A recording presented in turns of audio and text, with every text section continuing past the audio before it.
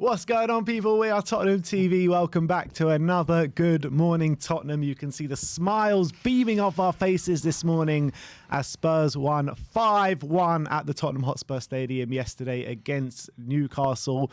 And you know what? Against a pretty much a resurgent Newcastle as well. Since Eddie Howe has taken over, they have lost their last 3 games. But in those games that they did lose before Spurs, they did look good against Chelsea. They looked good, and I thought they definitely deserved more out of that game. You know, to the uneducated eye, you would say that, Tottenham just beat a team that were fighting for relegation throughout the whole season. But that wasn't really the case yesterday, was it? No, look, Newcastle been on great form. We had Johnny from Newcastle Fan TV on the show on Friday, and he enlightened us that Newcastle hadn't conceded more than one goal in any game since December.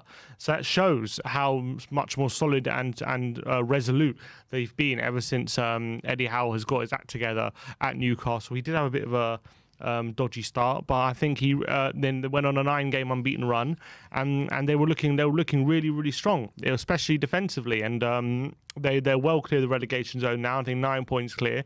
As much as 3 defeats in a row will be damaging, I don't think they're going to get dragged back into a relegation fight. He's found Joe Linton a new position.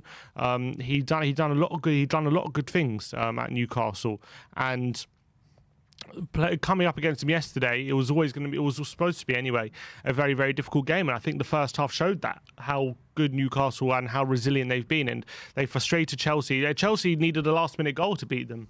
And also they should have had a penalty in that game as well, Newcastle. And obviously it was only a 98th minute winner for Everton that got them the win. So there were 2 very, very tight defeats before this. But we showed our class, I think. I think we showed our class yesterday, and it was a resounding victory, one right out of the Conte playbook, and I'm just absolutely delighted that how we won. Absolutely. So the way we're going to structure this today, we're going to go in a match review. After the match review, we're going to look at every word Antonio Conte said in his press conference. Then we're going to go and see how Twitter reacted to the game last night, and then it's your chance to have your say on the game. The link is in the community section right now for all Gold members, so click that link and come on and have a chat with us about the game last night.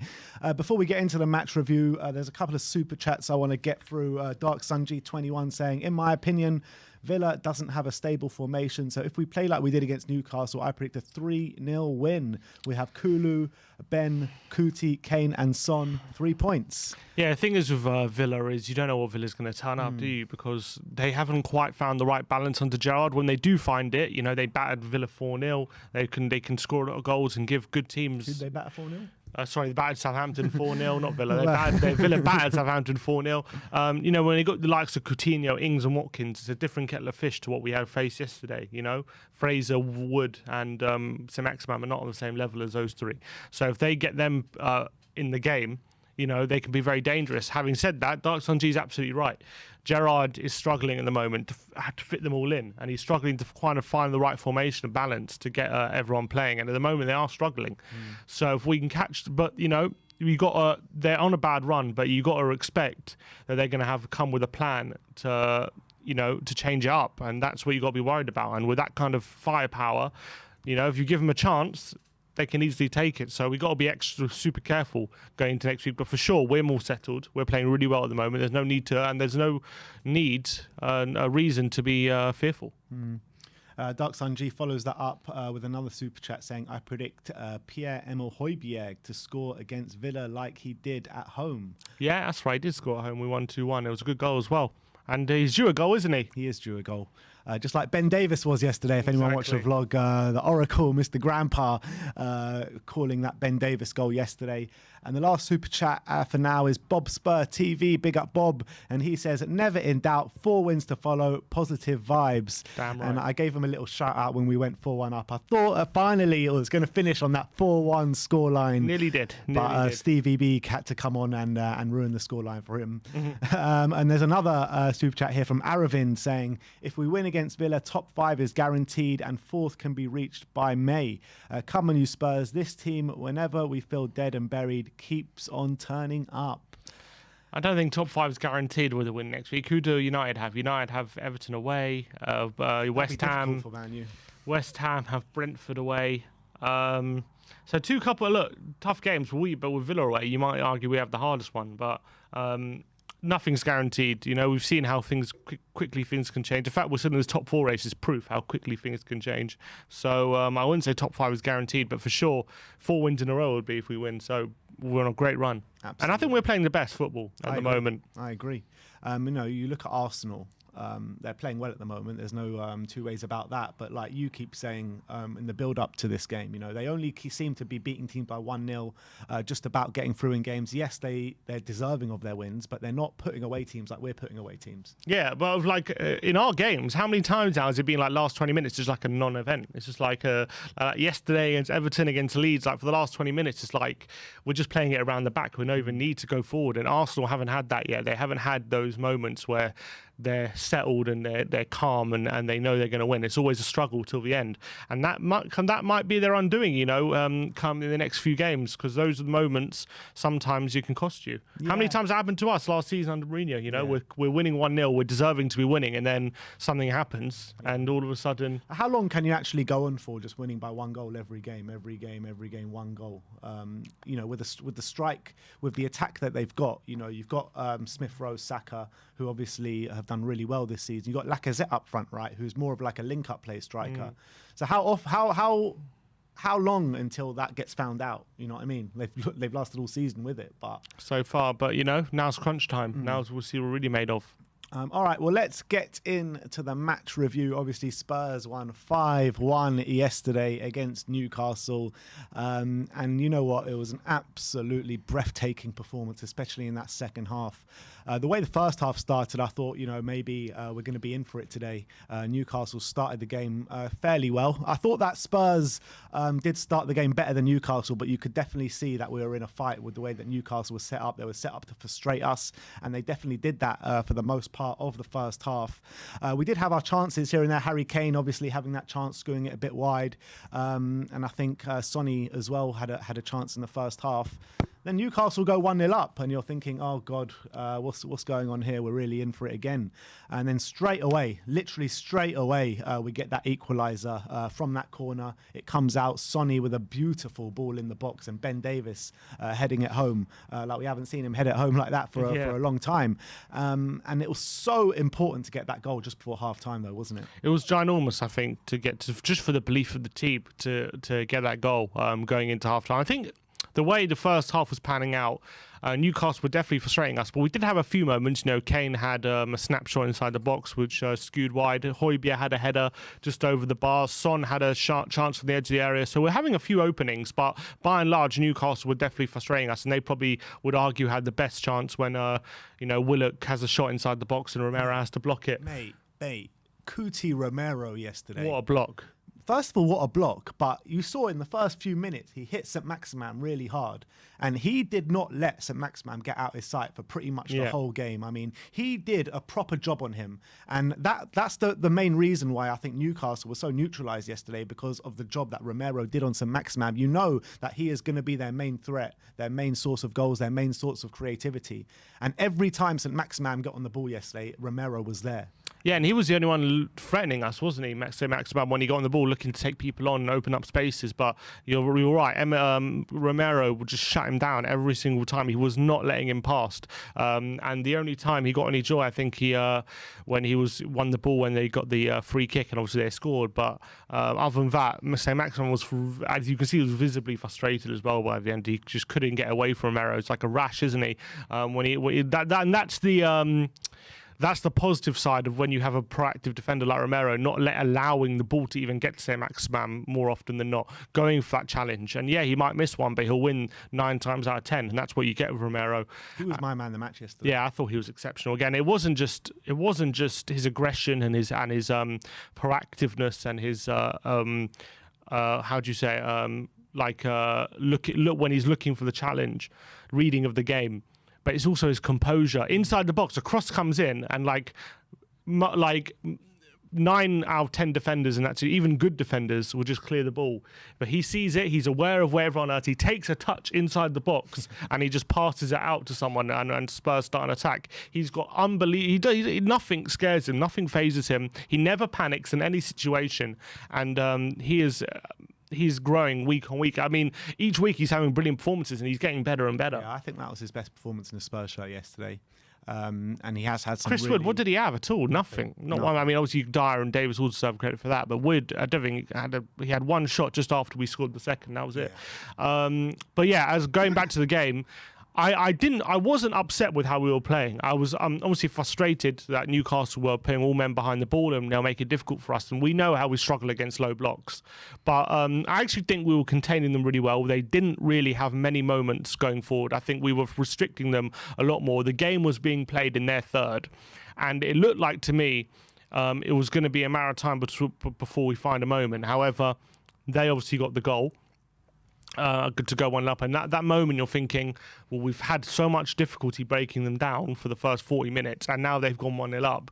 If we go into the second half 1-0 down, psychologically it's very, very damaging because we know we can't, one goal's not enough, and all of a sudden you're chasing the game, you're committing bodies forward, you're putting a lot of risk to the game, and you could be picked off if Newcastle played this right, and that was obviously very worrying at that time. Luckily for us, we responded extremely well, straight up the other end and got the goal. And I think that was the key. Make sure we got that goal before half time, not letting it settle into the second half. And I think you saw the confidence that gave us getting that goal, going just before half time. And we came flying out of the trap second half. And I think as soon as we got that goal, we got that goal 3 minutes into the second half, Doherty with the goal. As soon as we got that, we knew exactly how to play it because Newcastle, we knew, had to come out at that point. They were chasing the game now. They were the ones who had to come at us. And we are perfect in those scenarios. We are perfect in those situations. I think we've seen it enough times now, even when, against great teams like Liverpool and City, when they're coming at us, because that's their forte. That's how they usually play.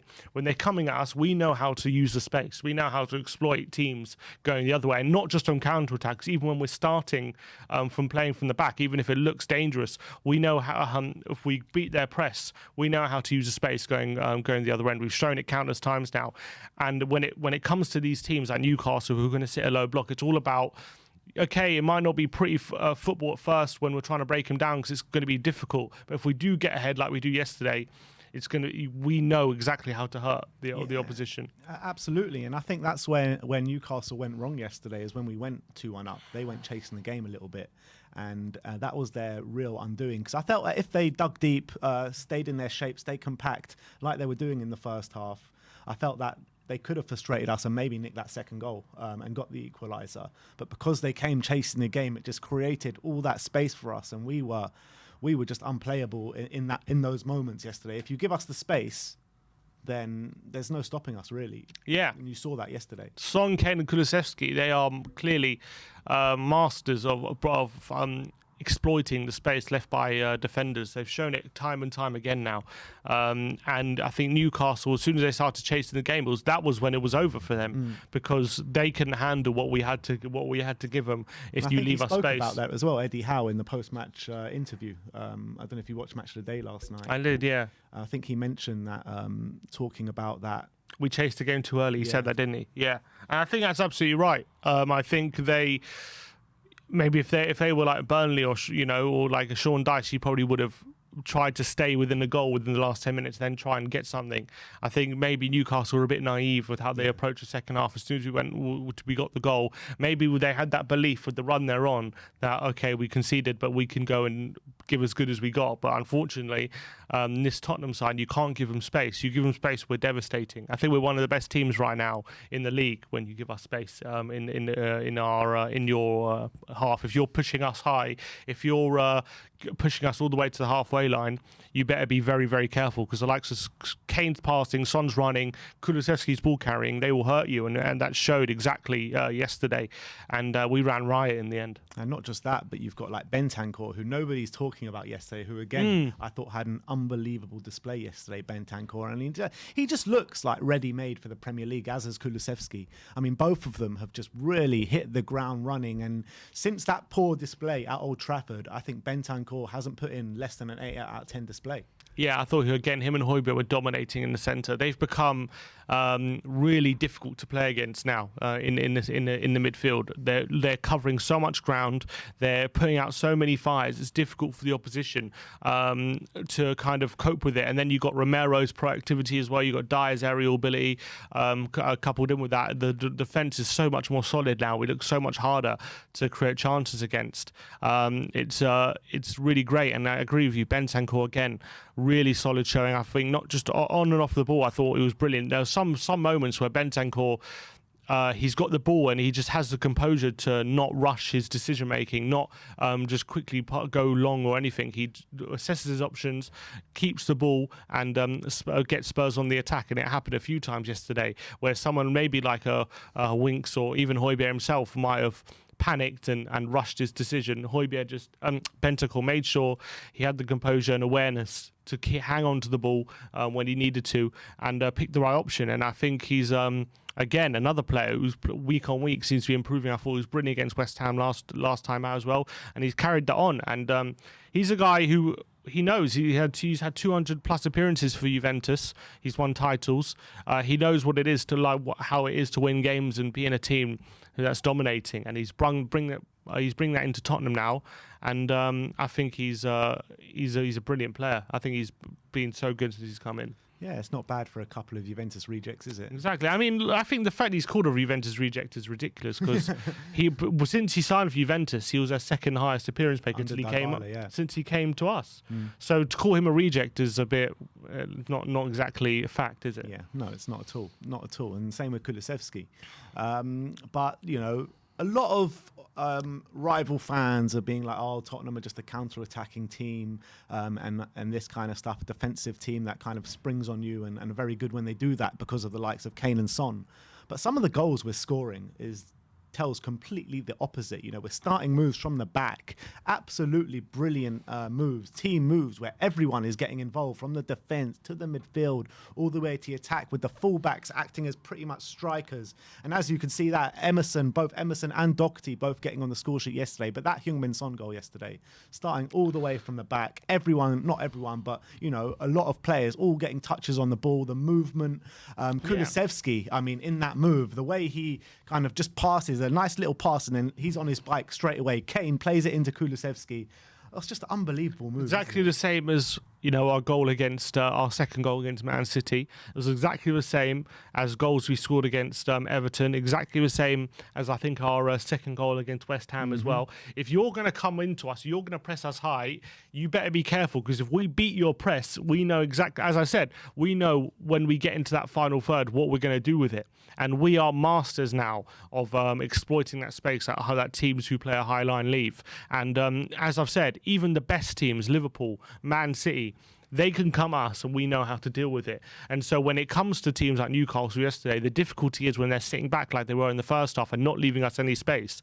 Even in those scenarios, we still created a few chances, but we weren't able to create real clear-cut chances. But as soon as they're leaving space, then they're in trouble. And that is the key of us getting the first goal in these games, because that really opens up the opposition and forces them to come out at us and try and get a goal.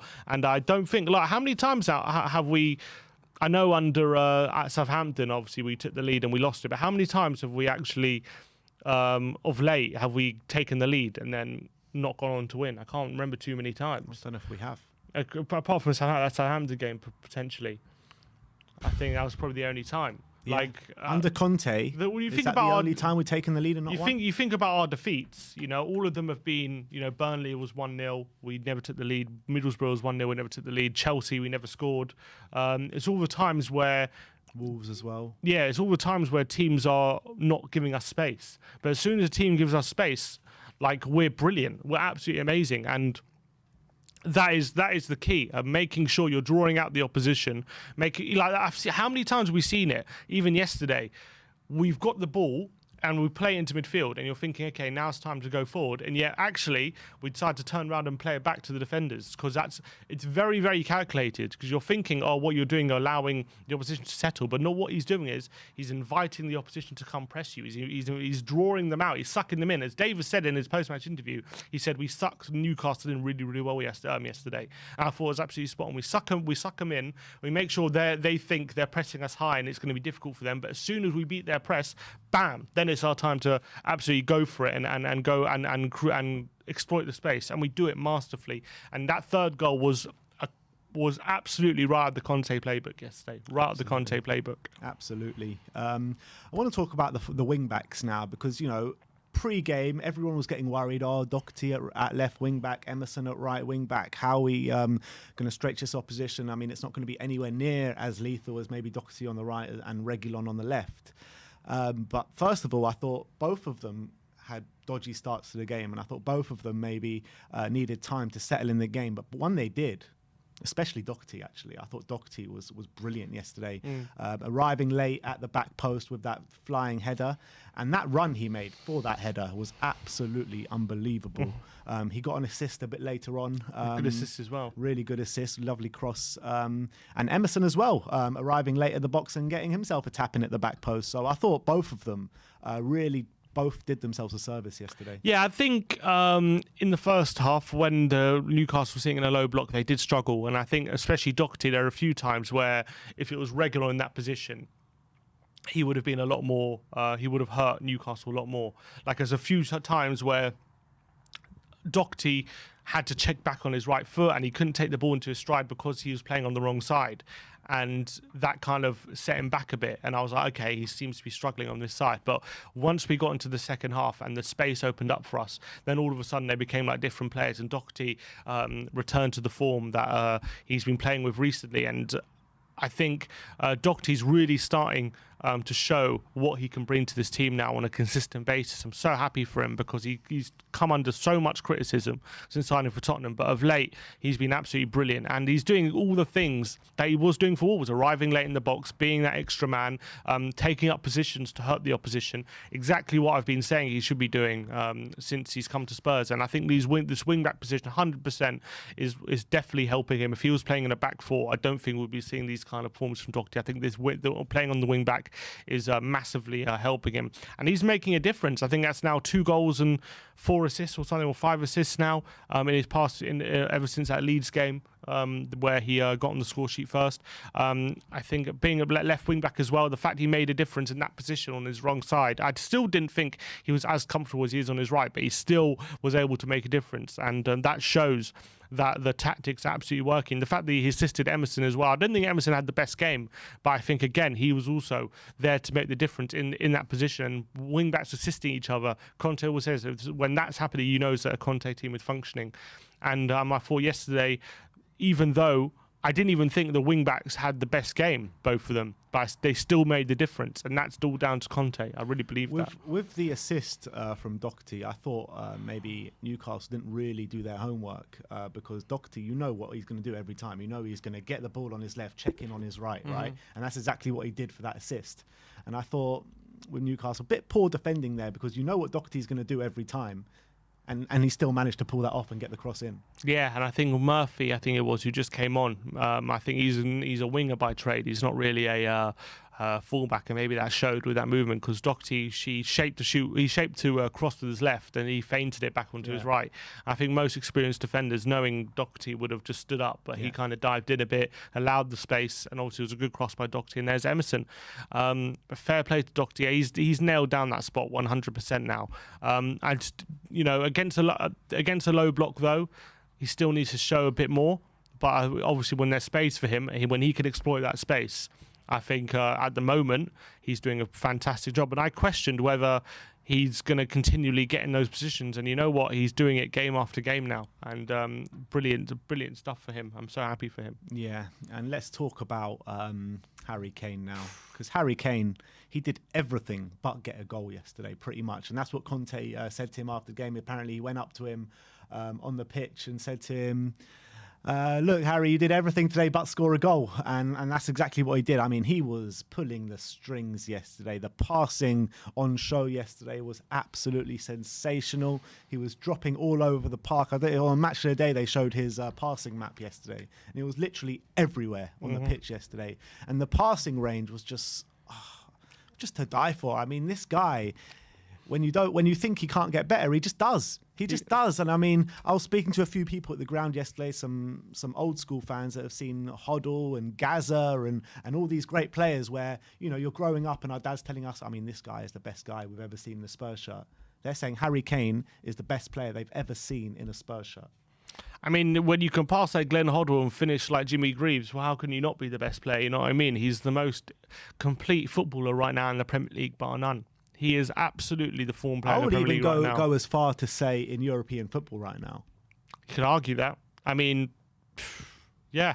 I mean, no one like yesterday. He wasn't even in the final third that much. He was pretty much dictating the game like a Paul Scholes or something. Yeah. It was like a Paul Scholes performance yesterday. Yeah. It was unbelievable from Harry Kane. And this is, you know, he gets one. We've scored 8 goals over the past 2 games, and he hasn't scored any of them yet. He's been instrumental in how we've played, and it was another absolutely brilliant display from him. Brilliant passing, as always. We get used to it now. I mean, that pass to Son where he missed that 1-on-1, you know, it was just unbelievable through ball from him, and yet we're just getting used to it. Like, it's just like, oh, it's another Harry Kane pass. Now it's like I could watch these passes all day long. I googled YouTube Kane YouTube passing compilation yesterday. I can watch it all day, man. He is the best passers you'll ever see in European football right now, and the fact that he can do that whilst also keeping up his numbers as a striker, also being a threat, and having his finishing ability.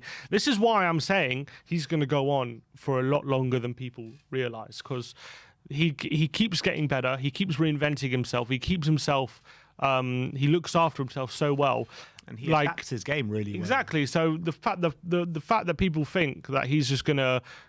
At 33, he's going to be finished or something. He's going to go on until 35, 36, easy. I'm telling you. Like, even, and you got to think like Ronaldo. He's now in a period where he's pretty much like a goal poacher now. And Kane hasn't even reached that yet. So once Kane becomes just purely a goal poacher in the box, he's still going to have another 3-4 years of doing that. But he's got so much time before he even hits that stage. So right now, he's just all-round, absolute brilliant player. And he will base everything around him. And yeah, look, you could argue he's carrying us or he's the hub of the team. And without him, we're nowhere near as good. And that's, you know, that might be true. But as long as he's playing, but I hate that. That's the thing. I hate that when fans say that, like, "Oh, you're nothing without Harry Kane." I mean, you can say that for all the best teams in the world if you take out their best player. You know, every team is going to drop levels if you take out their best player. You know what I mean? So why is the narrative being like, "Oh, you're nothing without Harry Kane"? Of course, we're nothing without Harry Kane. He's one of the best players in the world. Yeah, I mean, we haven't seen Conte without Kane yet. We don't know what it's like. We saw Mourinho without Kane, and that wasn't great viewing. But we haven't seen this Conte system play. Like, if Bergwijn was there instead of Kane, like, I'm sure it wouldn't be as effective. But would we be nothing? I don't know. I think Bergwijn came on, made a difference yesterday in that number 9 position again. He played up front and scored a goal. Like, Kane is just playing out of his skin at the moment, and he is on a one-man mission to make sure we get that top 4 position right now.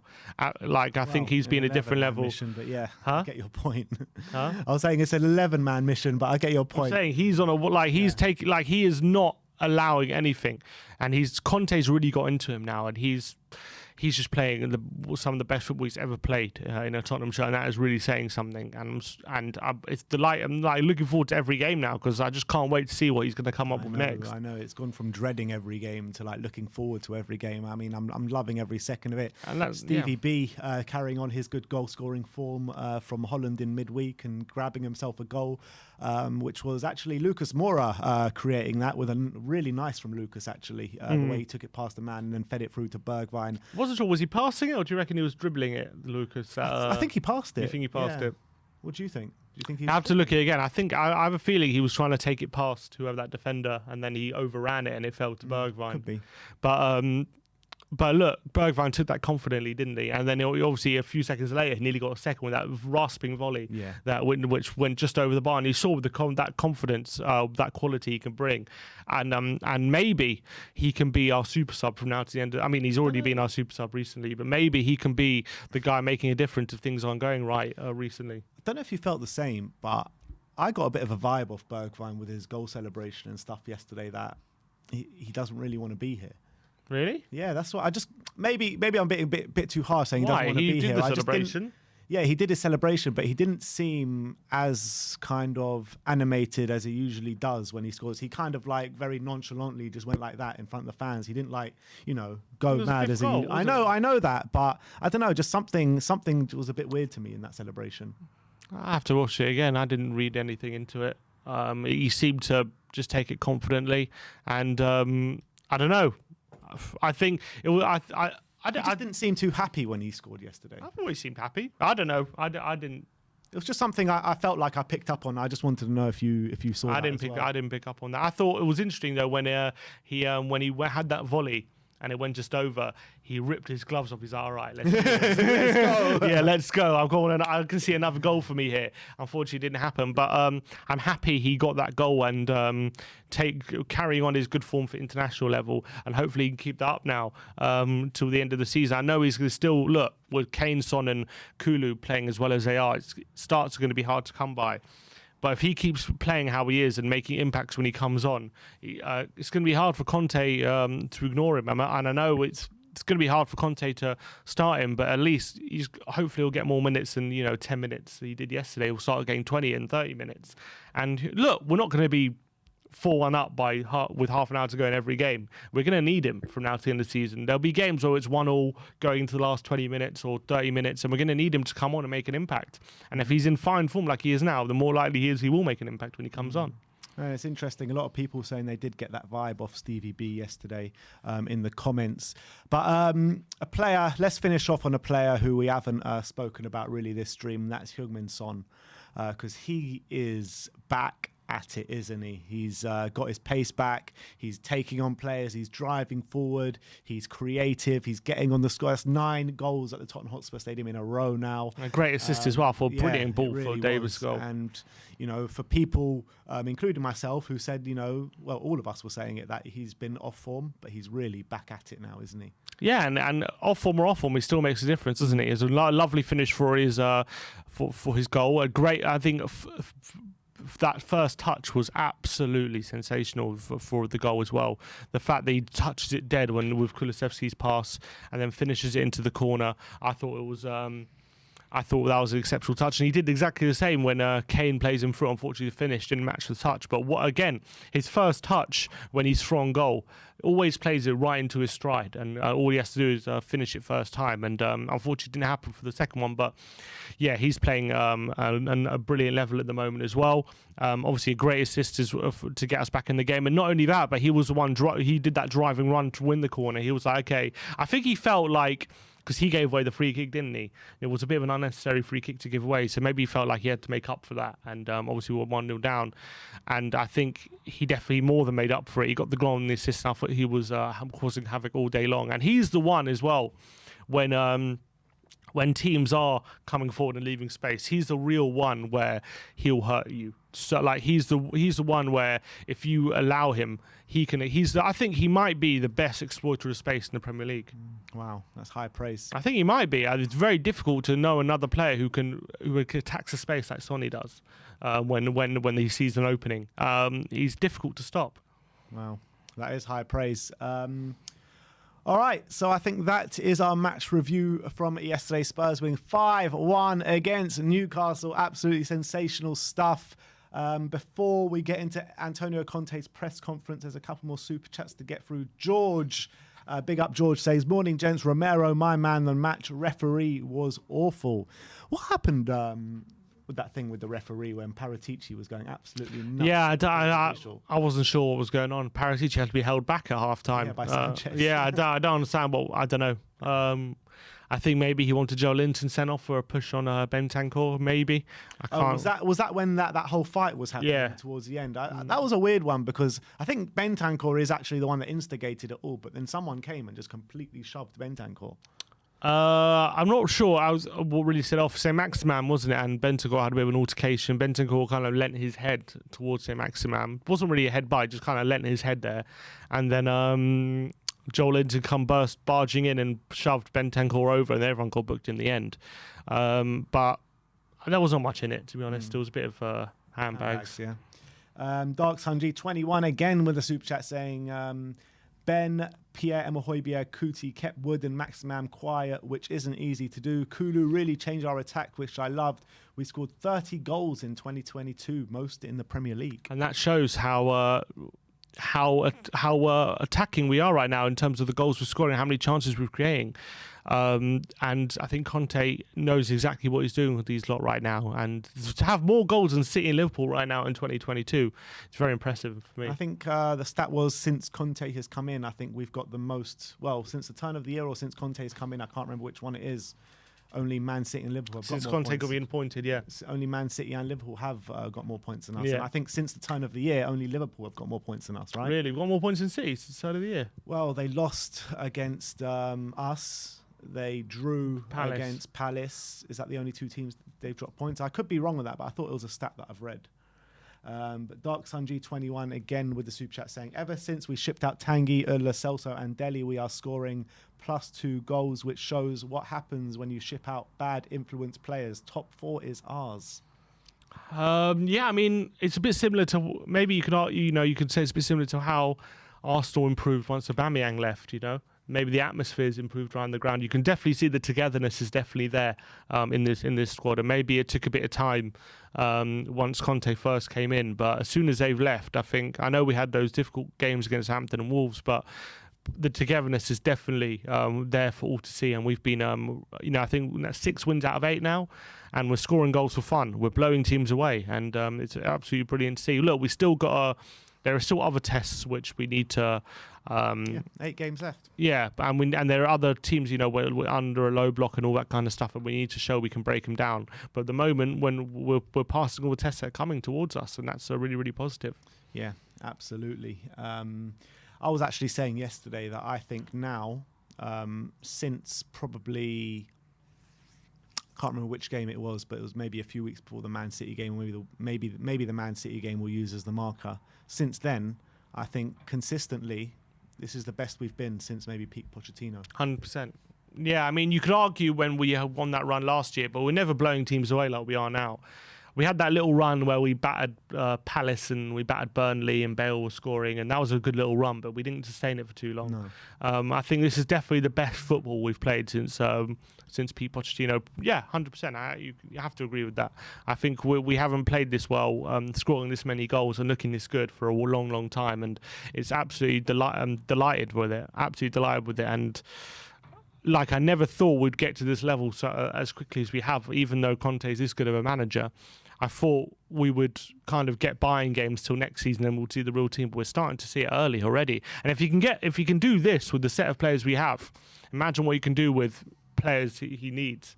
It's scary. Yeah, it really is. Carl Patrick Vineyard saying it's not letting me join your session. Carl, patience is a virtue, my friend. Patience is a virtue. Let's get into Antonio Conte's press conference and let's hear every word he had to say on the game last night.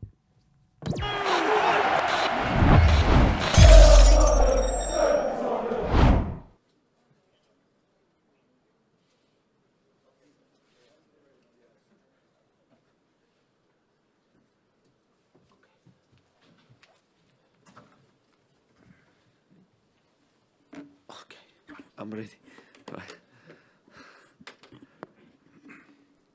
It's better here than outside. Inside. It's very cold. Yeah. James. Antonio, you said before the game that the international break came at a bad time for your side. Yeah. Do you think differently after that performance today?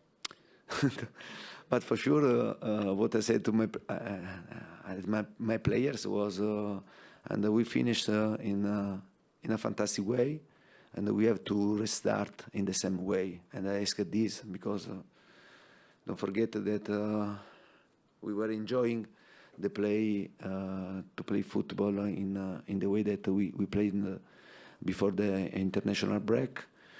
And today, yeah, I'm very happy. I'm very happy because I have seen a strong team, despite the difficulty. Don't forget that to play against Newcastle is not easy, and their plan was very, very clear, no? And to defend very deep, and then to exploit players like Heung-min and Fraser for the counter-attack. We were 1-0 down, and this is another positive thing that I have seen, because despite this, I have seen my team focused and with calm, with patience, with the resilience, and we have drawn 1-1, and then in the second half we played. It was good, no, to score the second goal, because then Newcastle was forced to play and also to consider a bit of space. To score 5 goals is good for us. It's not the first time, and in the last period I think that we are creating many chances to score, and we are scoring a lot. I'm enjoying to see my team to play in this way, because I'm seeing great improvement in many aspects, under tactical aspect, under technical aspect, in the mentality. Yeah, now we have to continue in this way. And I'm happy, especially for the players, because when you work hard and then you want to see the result about your work, and then I think that the players they are enjoying to play in this way, and also to dominate the game, and to create all this situation to win the game. You said before that to finish in the top 4, you would need a miracle. The club now sit in 4th place. Do you believe in miracles? But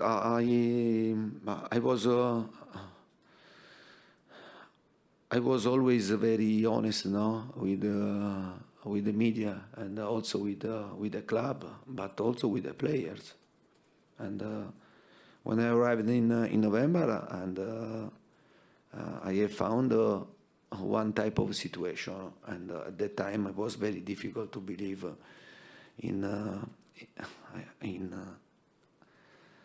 to be in the race, no, for the Champions League, because usually when you change manager during the season, it means that there are difficulty, and for sure I found situation to improve, and I was very clear with the media from the first time that I spoke with you. But now, and I think is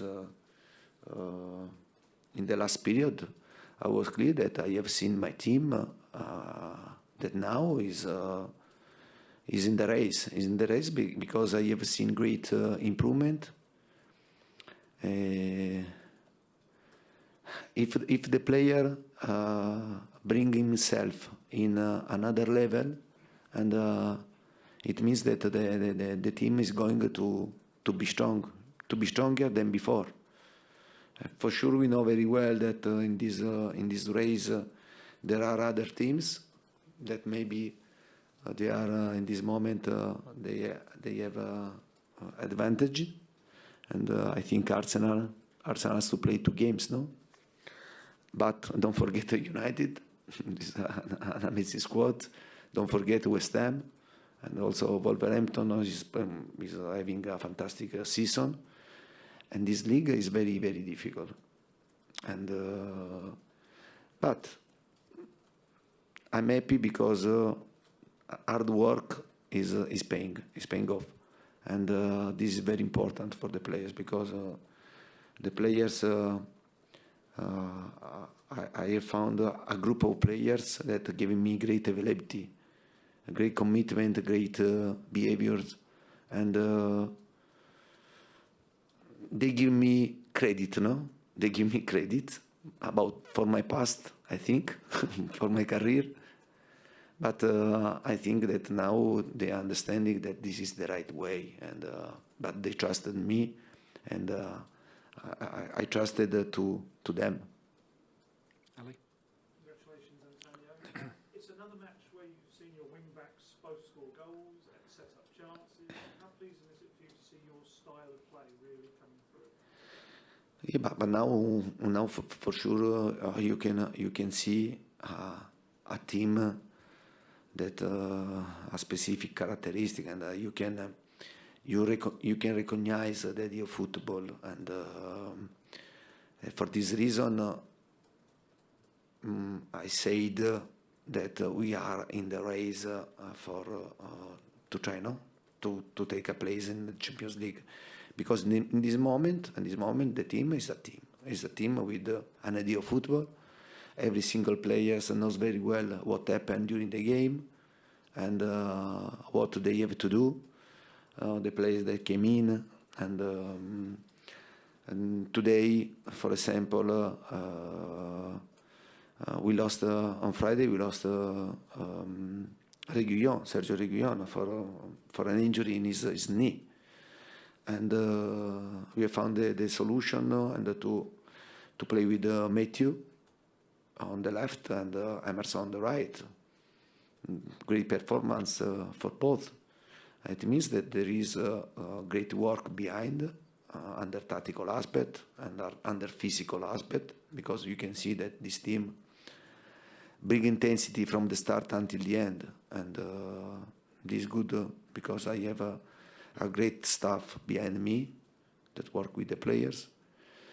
But now, yeah, we have to be happy also tomorrow, but then from Tuesday, and when we start to work, we have to think an important game against Aston Villa. It won't be easy to go there and to take a good result, but we have 8 games, 8 finals for us, and every game it will be very important to get points and to continue to dream to finish in Champions League this season. Charlie? You spoke before the game about that thing of players coming in and making their case to play in the team. You mentioned there Royale obviously did that, but also Moura came on, set up a goal for Bergwijn. How pleasing is that for you to see those players coming in and giving you those difficult selections? Yeah, but when you see the whole team, the whole squad are so well involved in this project, and this makes me proud, because it means that they believe in the work, and despite sometimes you decide the start 11, and the other they go on the bench. Maybe someone can deserve to play, but at the same time they understand, They understand that now we are trying to create a squad, a strong squad, and to have Steven Bergwijn, Lucas Moura on the bench. It means that during the game you have 2 players that can change the game, especially if you are down or you need to win, and yeah, and also Wings, and today, and he came in, and Wings they have to play, but you know that Bentancur and Pierre Robert, they are playing in an amazing way, but I have to consider this. It was a pity don't stay in other competitions, because if you are involved in other competition, you can give more space, no, to this player that they deserve. But don't forget also Jorodon, that improved a lot from November until now. Yeah, every single player is improving a lot. Now, for example, and Sanchez, that before played every game, now he's not playing because we found a good balance with Romero, Dyer, and Davis, but not because he doesn't deserve to play. But in this moment, they are playing very well. But to know that if happen an injury, and one of these three central defenders, to have Jorodon or Patron Sanchez behind, make me happy. Yeah. Okay, we've only got time for 2 more, so we'll go gentleman in the red jacket and then Luke, please. Good evening, Antonio. Good evening. That's 5 assists now for Kulusevski since he's joined the club, the most of any Premier League player in that time. How impressed have you been with how quickly he's adapted to the league? We are talking about a player that I know him very well, because he played in Italy, and he started to play with Atalanta, and then Atalanta brought him on loan in Parma, and he played in Serie A, and he played in a fantastic way. That when I was the coach of Inter, I tried to ask him, but then Juventus moved before. Maybe they put more money than us at the time, and then they bought this player. We are talking about a player that is only 21, 22 years old. And he has to continue to play in this way, because he's strong physically, he's a big engine, and he's good technically. I think that for Tottenham, this is a great sign. This is a great sign for the present and for the future, because we are talking about really, really strong. But also Rodrigo Bentancur helped us, no? And I say that with these 2 players, despite we missed and we lost 4 players in January, with these 2 new signs, we made this squad more complete, with more balance. And yeah, I think that it's very important in football to have the idea clear, and to have a good vision, because in this way the situation is more simple. Luke, do you want to finish this off? Antonio, I know you're asked about him lots and worked with him now since November, but how good is Harry Kane, and how well is he playing at the moment? But honestly, and when the game has finished, and I went into the pitch and to ask my players, and I said I'm disappointed only for one thing, that today you didn't score, because you played an amazing game, and yeah, it's very difficult not to describe this player. I think that I'm happy for him, because we are talking about a world-class striker. He deserves the best, because he's a great worker, hard worker, and this is not normal. This is not normal, because usually the players that have talent many times don't like to work hard, because they have talent. Yeah, in my career, I didn't have a great talent, and for this reason I work hard. But what I liked him from the first time was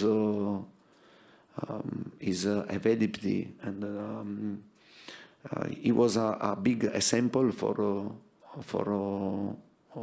his teammates. When you see him to work in this way, and for sure you have the desire. You have the desire to continue to work and to work very hard. And for this reason, I want to tell him thanks, because he's always a big example for everything. And I hope to give him satisfaction. I think that now he's enjoying to play this type of football. And we have to try to continue together, because I repeat, I'm seeing many players, great improvement. And also about Pierre Højbjerg, no one asked me about him, but I think that in every game he's doing a fantastic job with the ball, without the ball, and strong physically. Every player is improving, and is improving his level, and for this reason Tottenham is going up and up. Yeah. Okay, thank you. Thank you very much.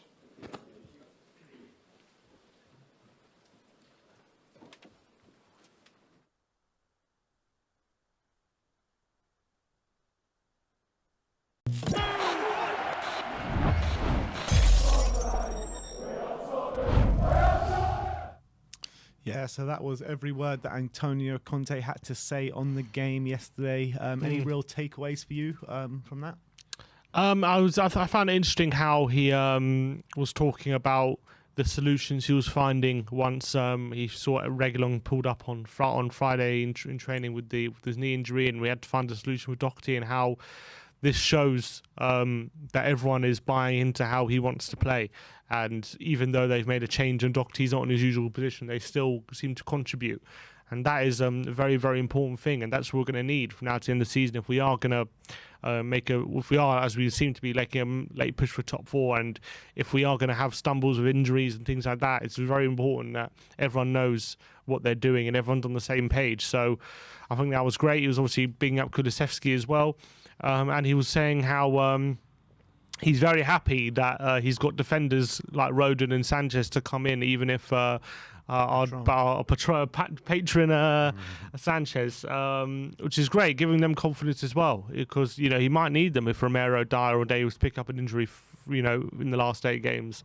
And he's giving them confidence, saying he's so happy that he has them to come in if any of those 3 are injured. So look, he's obviously delighted with how we're playing, and so is everyone. And I love seeing Conte happy rather than depressed like he has been in other press conferences. We seem kind of worlds away from what we were after that Burnley game in that period as well, when we lost to Chelsea 3 times in the space of 10 days or something.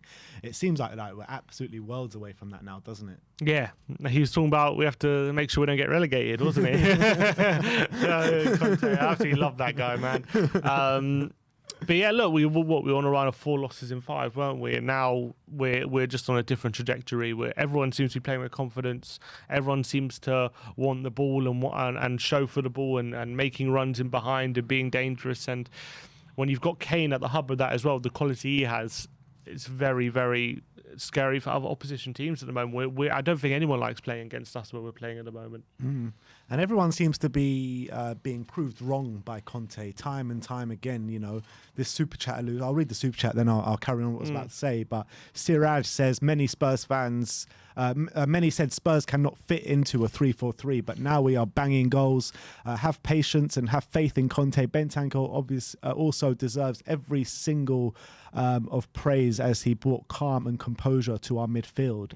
But it's not just the 3-4-3 that people kind of were saying, oh, this isn't going to work at Spurs, but the wing backs are a massive thing as well.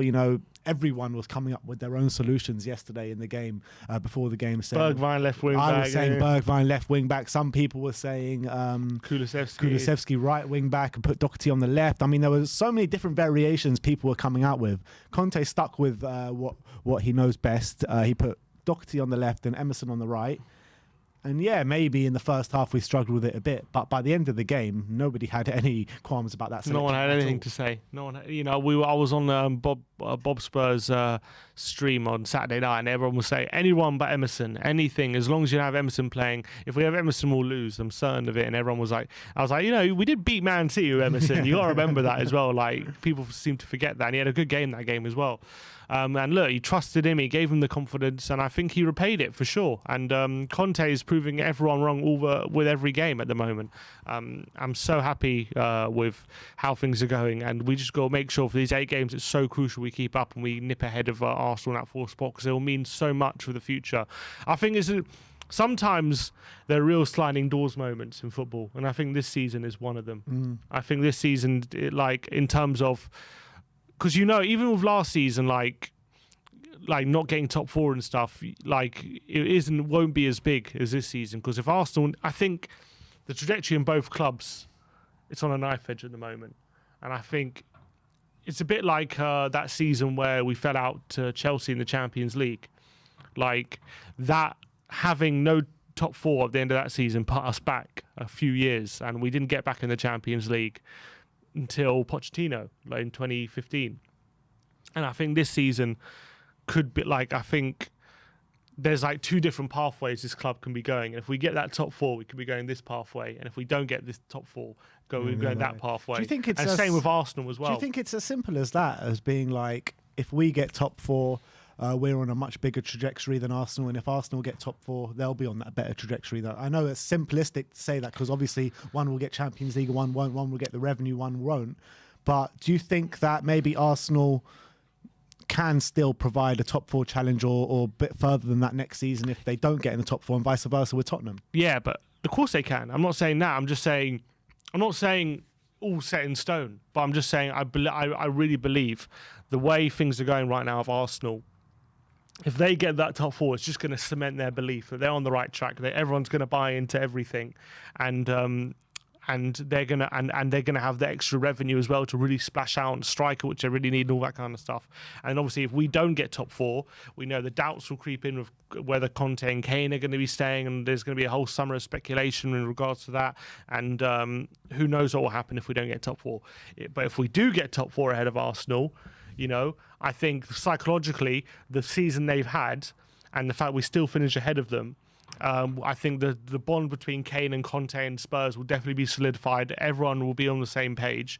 And whereas of Arsenal, I'm sure everyone will still believe they're on the right track and everything, but doubts might start to creep in if they don't get top 4, if they do fall away. And I know they're a young squad, and I know they've got so much building still to do. But what it will give us to get top 4 and have the revenue and really get what Conte wants and have the pulling power as well, I really do believe it could be a sliding doors moment, who gets top 4 and where the trajectory of the clubs go. I'm not saying Arsenal are just going to go into the abyss if they don't get top 4, but I'm saying for next season and maybe for the next couple of seasons, it could be a massive effect how the season ends. Yeah. A bit like how, we missed out on Hazard and things just kind of went 2 different directions because we didn't get top 4 that season back in 2012. We got top 4, didn't get Champions League. It's very similar for me right now. The trajectories are going to be could be very different how it ends. Yeah, it's very interesting. And how much of a blow to us? Because before the season started, Spurs and Arsenal fans both were thinking, nah, neither of us are getting top 4 this year. Correct. Now it's like a two-way battle, more or less. We got Man United in there as well, but most people are just talking about Spurs and Arsenal. How much of a blow do you think it is for either side not to get top 4 now we're both in this stage? I think... do you think it's more of a blow for them or more of a blow for us? It's interesting because I think in terms of what was expected, it's more of a blow for Arsenal at this point, because they've had it in their hands pretty much, and they had games in hand and they had points advantage, and it's been theirs to lose. So if they do lose it from this point, for sure, I think it'll be a bigger blow from that point, from that perspective.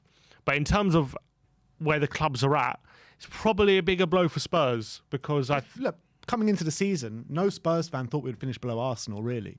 No, but I think it's a bigger blow in terms of where Kane's at, where Conte's at. Arsenal have the younger squad, one of the younger squads in the league. So then they had to re-energise and go again. It won't be as difficult for Spurs to do that. So I think from that point of view, it's probably a bigger blow for Tottenham. But I just think in terms of where we're in the league position, where the clubs are at the moment, we've got to say it's a bigger blow for Arsenal. And I just think psychologically, if they have the advantage they've had, the season they've had, having also no European football and all this kind of stuff, which they're going to have to contend with next season, to have all that go in their favour and then still at the last finish below Tottenham and we finish top 4, I think that would hit them hard. I really believe that. And I'm not, they might have a bit of a hangover going into next season. I'm sure they can recover from it, but I wouldn't be surprised if next season they start a bit slow and it takes them a couple games to get into it because of that. And with the result that Chelsea had on the weekend, 4-1 at home to Brentford, that's just nuts. Yeah, absolutely nuts. Christian Eriksen at the hub of everything there. Yeah. On the weekend. Do you think there's a potential that maybe Chelsea drop out the top 4 and Spurs and Arsenal get top 4? There is a possibility because look, we're 5 points behind them. I know they got a game in hand, but 5 points is only 5 points. Game in hand is against Arsenal. Yeah, so they've got Arsenal to play, they got West Ham to play, they got United to play. They go away to Southampton next week. So I think, look, Chelsea are a different level, I think, than us and Arsenal right now in terms of playing squad-wise and ability to win games when they're not playing well and stuff like that. They're a different level. So I still think it's very unlikely. But if we can stay as consistent as we're hoping we can stay, I really think we can drag Chelsea into it. And if Arsenal do go to Chelsea and win at Stamford Bridge, all of a sudden there is another spot opening. And all of a sudden they will be dragged in. And they got Champions League still. And they got FA Cup still. So they got other focuses. Obviously they do have a squad to deal with it, but they do have other focuses as well. So I think if Arsenal win tonight, they go 2 points behind them. Same games played. Yeah. So for sure they're getting dragged into it if as things stand. We just got to make sure if we concentrate on ourselves, win the games we should win, I can actually see Chelsea being dragged into it. But I still think I've looked at their fixtures, they should have enough wins there to make sure they stay in the top 4. But when you're losing at home 4-1 to Brentford, anything can happen. Yeah. Exactly. And I have to say as well, that game against Brentford and also yesterday's first half performance from Spurs convinced me even more that we need Eriksen back at Tottenham. It can be even more because imagine we had that Eriksen's quality when teams are sitting deep, and then without that, and then we had Eriksen's quality to play passes to exploit the space when teams are coming at us. I think he would work wonders in this Conte team. I completely agree. I mean, ever since that first performance for Brentford, I was like, all right, I've seen enough. He's been getting better and better since then. I thought he was exceptional against Chelsea. I thought he's exceptional for Denmark in midweek. And also, you got to look at Brentford's form. When he's played, they've won every game? I think they might have drawn one, but I think more or less. No, because they lost to Leicester, but he wasn't playing. True. So I think they've won every game he started. Unbelievable. He's unbelievable, and I'll take him back in a heartbeat. Another player as well. Who's going to be available this summer in central midfield is Yuri Tielemans. I've seen reports that he could be going for 25 million. Is he one you would consider? Another player. He's 100% I'll consider him. I think the quality he has. I don't think he's as good off the ball as the likes of Skip, Højbjerg and Bentancur, but on the ball, his ability, his long range shooting for one, but his passing ability is probably a different level to the players we have in that position right now. I mean, you could do a lot worse than selling Winks and bring in Tielemans. 100%. For sure, that would be a massive upgrade. So if he's one who's available, I've got a feeling he might go to Arsenal, That seems like a very Arsenal signing. It does seem like an Arsenal signing, but we should step in before he goes there, because if we both put in carbon copy bids that he chooses us over Arsenal. If we get Champions League, yeah. So if we can bring in the summer Tielemans and Eriksen for a total of 25 million, that's midfield sorted. You like to think so, and then you got Bentancur and Højbjerg backing them up and Skip as well. Great, that would be great options going into next season. Yeah, it would be. Anyway, went off on a bit of a tangent there. Bob Spur TV with the comment with the super chat as well. He said, "Our mindset should be absolutely gutted for not getting top 4 now. We need to replicate Conte's mentality and expect it. Positive energy is a must." I completely agree with that. And look, there's no better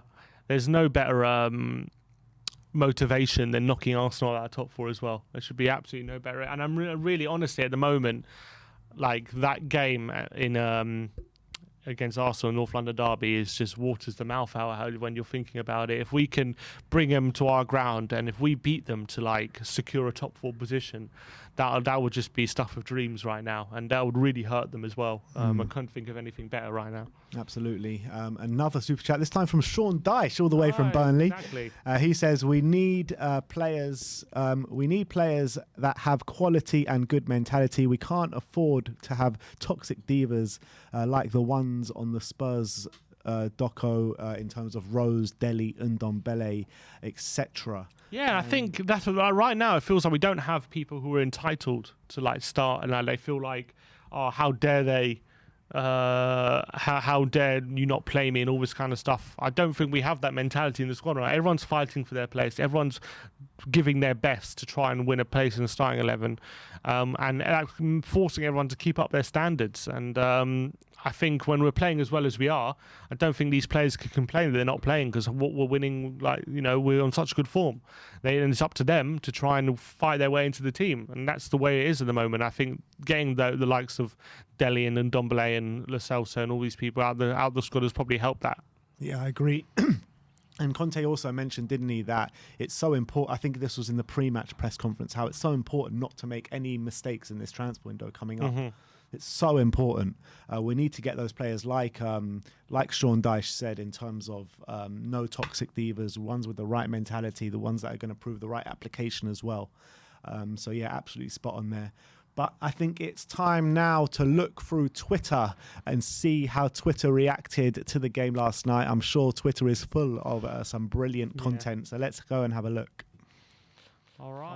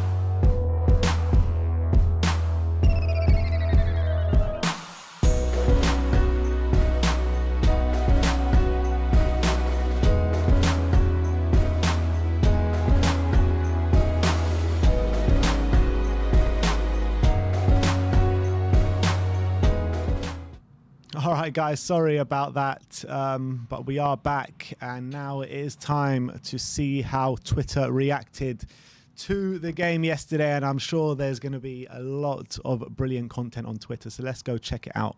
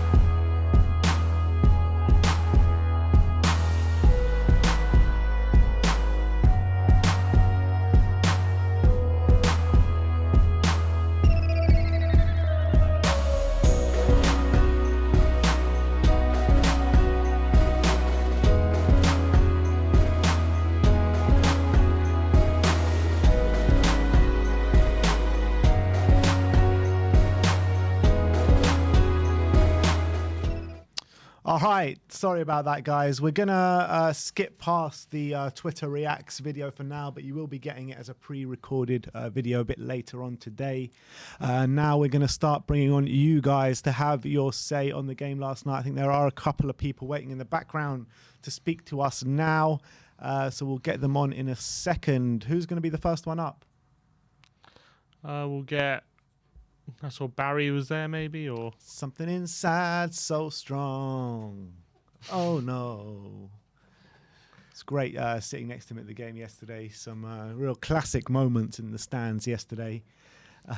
Especially Graham literally shitting on every single player. Every single player that scored yesterday. But he was like, Doherty's no good, Emerson's no good. The goals were rolling in, and then Bergwijn, before he came on, he's Bergwijn's no good. then he came on and scored. It was cracking up. We read this one from Dark Sun G. It says, is there any truth about Toure joining as a first-team coach? If he joins as a first-team coach, do you think he can improve Højbjerg, Bentancur and Skip? Well, there's a good chance of it. And yeah, I don't know if he's joining as a first-team coach or he's staying with the academy, but I know the rumours are that he's coming on as a full-time coach. So... yeah, which is that's positive, and I'm glad he's coming to Spurs for that. And yeah, I'm sure he can. Look, he was one of the best midfielders to ever play in the Premier League. So hopefully he can improve these lot. I don't know if any of them can shoot like he can, but maybe he can teach him to. Yeah, definitely. What a player he was. Maybe he'll teach Bentancur to shoot more, because I think that guy, whenever I see him shoot, he seems to have a good shot, but he just doesn't shoot enough. Who's that? Bentancur. I like the way he shoots. I like the way he shoots. I like the way he passes. I mean, his passing range yesterday was absolutely top notch. I'm just loving the way he is on the pitch. I mean, he's got that tenacity about him, but he's also got that calmness about him, a bit like Romero, off the ball. Nowhere to the extent of Romero, how aggressive Romero is, but he's also off the ball. He's that aggressive animal, and on the ball, it's just that calming presence. Yeah. Doherty's also been speaking in an interview with Dan Kilpatrick, and he says he was never close to leaving. He said there was never a conversation with him that they were looking to let him go or anything like that. He said he was never going anywhere. He says, why would I want to go anywhere apart from Tottenham? I thought if I keep training hard and keep doing what the manager wants, the opportunity would come, and it would be up to me to grasp the opportunity. And at the moment, I seem to be doing well. Obviously, he was talking about the top four race. He said the result yesterday shoots us into the top four at the moment. We've kind of done our job, and we've had an inspired display there, especially in the second half. But we just have to look at our own game. We know we still have to play Arsenal. We're going to think every game. We're going to think for every game of the season that it's just a must-win, and we can't afford to slip up. It's nice that we have done our job first this weekend. Let's just see if results go our way. And then he also said that. Conte is drilling us on the training pitch every day. He wants us to play a certain type of football, and you can see that we are doing that, and it's really exciting football. We look a real threat going forward. We look solid. Although I know we conceded today, we're just carrying out what he wants us to carry out, and he will just be pretty happy with that performance today. The manager wants us to play a certain way as a wing back, and it just takes a bit of time to understand what he wants. I guess it helps. I guess it helps when the team is playing as well as you do, and you get a couple of times at the back post, the confidence just builds. Every wing back and every player is just playing at the top of their game right now, and everyone wants the ball, and everyone's making the right angles the manager wants, and everyone wants to play as Ron wants, what wants us to do. When we do it, it comes off, and we create big chances from it. A lot of it is down to the manager. And he says, I feel good on the pitch. For the rest of the team, not only myself, it wasn't an easy first half. They didn't create clear-cut chances, but they were just awkward to play against. The first half wasn't that easy, but the second half we saw the picture a lot clearer. We seemed to have more time on the ball, and we just seemed to have the space to run in behind, and we punished them, and we were clinical today. I'm over the moon at the moment. Yeah, and I think we're all over the moon with him, and I think it was kind of like, you talk about sliding doors moments, right? And for Doherty, in my opinion, the sliding doors moment with him was that Leeds game. And since that Leeds game, he's really kicked on and haven't really looked back, have we? And he's completely solidified himself in that starting 11 now. Definitely. And Yeah, look, he's made himself undroppable the way he's playing in the moment and contributing. So, you can't be anything but full of praise for the way Doherty's playing at the moment. All right, it's time to start bringing some guests now. And it's something inside so strong. Oh no. Come on, let's bring him on. Know that I could make it. Barry, what's going on, man? I was letting you finish, Sim, because my voice is gone. My voice has gone again. Another weekend where I've just got too involved. Never too involved, Barry. Never too involved, mate. We had a bit of a rendition on the match day vlog, so hope all the viewers enjoyed the sing along. So yeah, I'm recovering. Let's just put it this way today. So recovering again after a magnificent performance yesterday. Yes, obviously we had a great time in the game yesterday. A lot of people giving kind of different man the matches. I was looking at the Spurs Twitter. They gave four options. Harry Kane wasn't even one of those options. Harry Kane gets man the match. In your opinion, who deservedly should have got it yesterday? Because there were so many big performances yesterday, weren't there? I think just for setting the tone early doors, and that's Romero for me. I mean, look, it could have been a number of them yesterday, but just those two tackles at the beginning.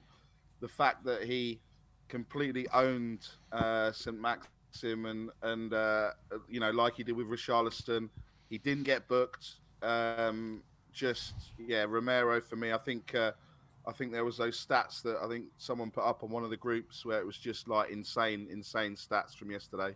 So Romero for me, but it could have been Kane, it could have been Doherty, it could have been, well, all of them probably bar Lloris, really. But yeah, because the only thing he did was pick the ball out of the net, I think. So yeah, pretty much.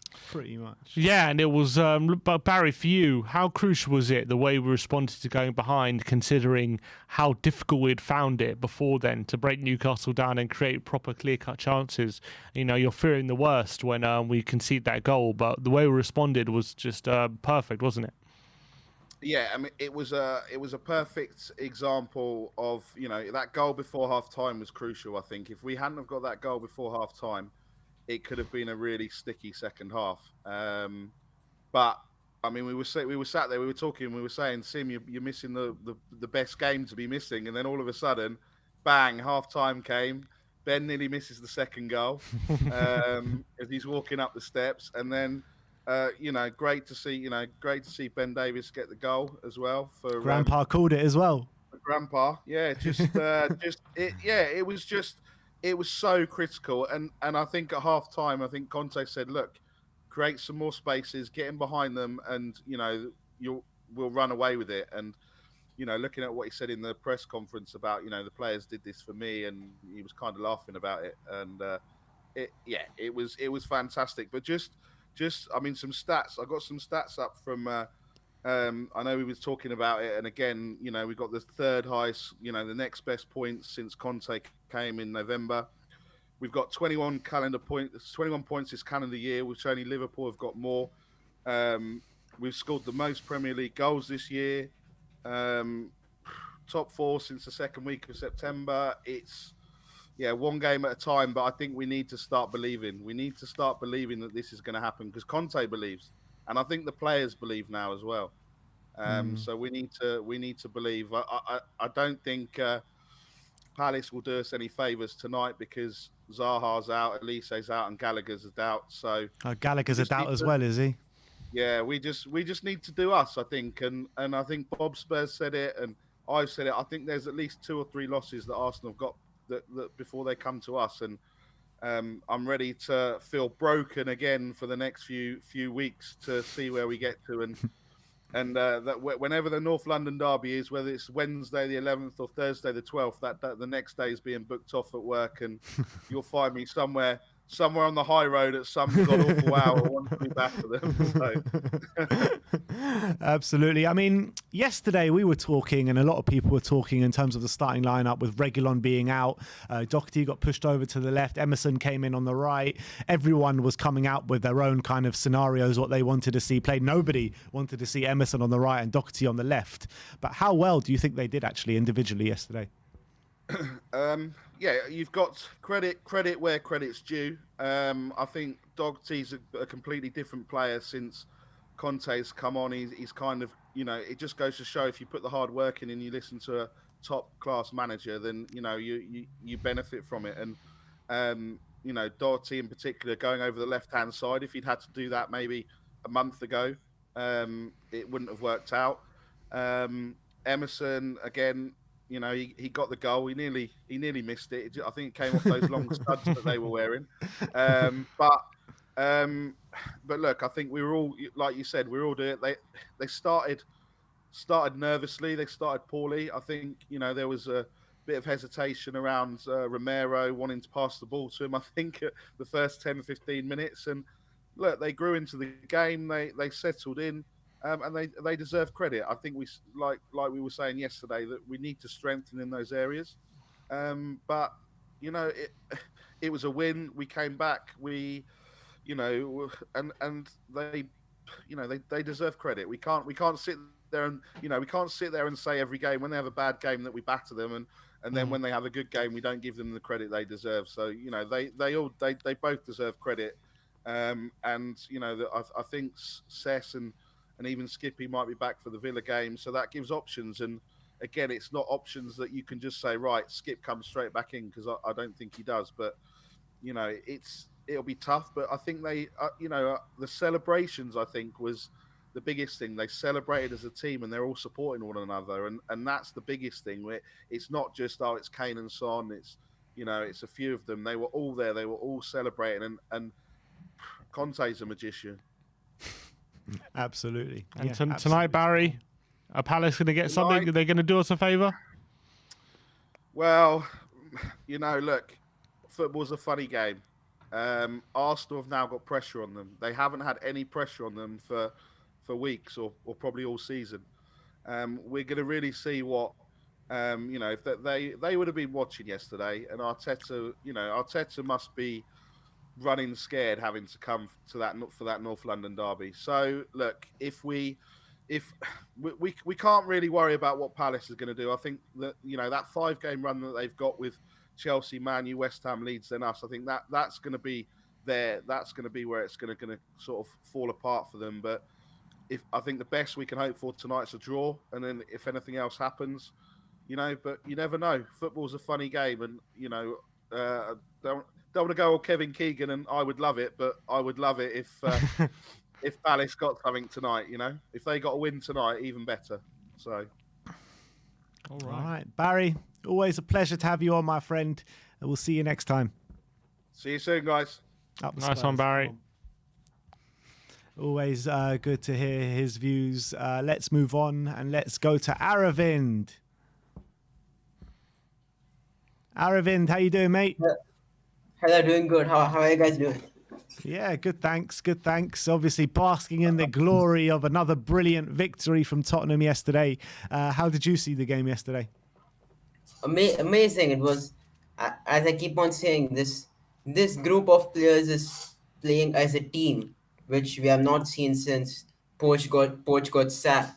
And that's really good signs. And every game, whenever I feel confident that this team is improving. That's patterns of play. The players are playing with confidence. The players know what they're doing. Each and every player has a role of what they're playing. It's good, and that's what Conte keeps on saying. There's improvement in these players, and there's a lot of things that has improved. But there's one player that I really want to talk about that no one has talked for so many. Yeah, they have talked, but not for the special game, but generally, yes. Eric Dyer.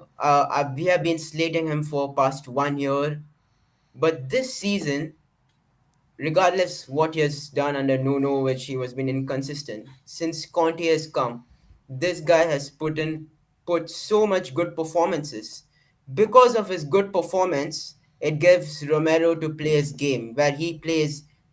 But he knows that Eric Dyer is the leader. He's able to control the central area, and that gives Romero to play his game, and that also pushes his game up because he's also a youngster, and he also needs someone who with experience can do it.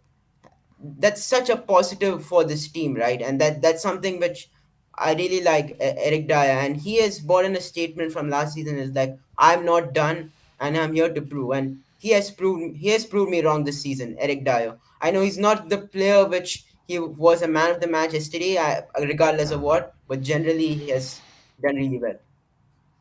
Yeah, and he's not the only one stepping up under Conte, is he? And you got Matt Doherty yesterday playing a left wing back and still getting in a goal and assist. And he's talking about he never wanted to leave Tottenham, and he never thought about leaving Tottenham, even though there might have been conversations from outside the club. But I mean, how much praise do you give his turnaround for how he's playing at the moment?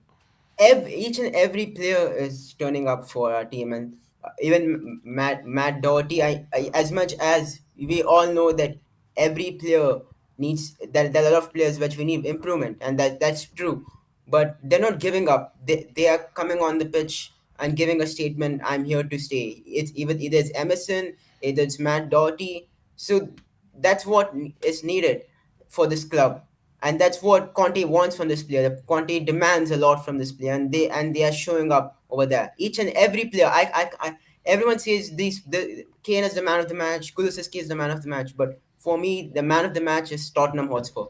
Each and every player deserves. Everyone yesterday. If you see the third goal starts from behind, from Loris to I think so Davis, then Kane, Kulu, Son. This is superb. That we have not seen this under Mourinho. We've not seen this under Nuno. We've only seen this when Spurs were in the prime 2015 where we used to play, and it's taken so much time. And Conte has not even been here for one season, and we can see a lot of improvements, two signings. So imagine if we go into the Champions League in case and we get our players. I am telling you, Conte next season, I'm telling you, he is not going to come here for top four. He is going to aim for the title next season. I can guarantee you that. He is not going to say second, third, fourth. As much as the team is not there, for him, even that 5% chance, he is going to aim for the title next season. But for that, the board needs to back. But that's another conversation which we can talk later. But this is what he wants, and he is building a team. Now we have some players of core strength. We have Kulu, Kane, and Son. That's not going to change next season. I have a feeling that Romero will be there, and I still have a feeling as much as Stefan De Vrij will get a good signing. Eric Dyer is going to be there. We need Davis. So there's only few players where we need to mix and match and get this team up. But there's a system which is now being settled.